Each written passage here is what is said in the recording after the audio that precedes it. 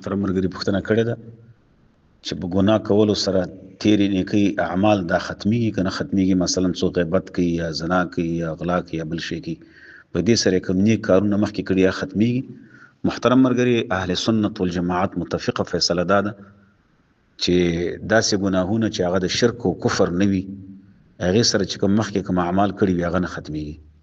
البته که کفر او شرک راغی نو په هغه سره چې څومره اعمال نیک راغلي وي هغه ختمیږي. قران کریم کې الله العالمین فرمایي اعوذ بالله من الشیطان الرجیم بسم الله الرحمن الرحیم ومن يرتد منكم عن دينه فيموت وهو كافر فاولئك حبطت اعمالهم في الدنيا والاخره واولئك اصحاب النار هم فيها خالدون.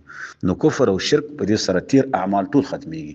البته په نورو ګناهونو سره د انسان ته ګناه سزا ورکول کیږي، قیامت کې بعد هغه جواب هم وایي، خو البته کم تیر نیک اعمال سکړي نه ختميږي.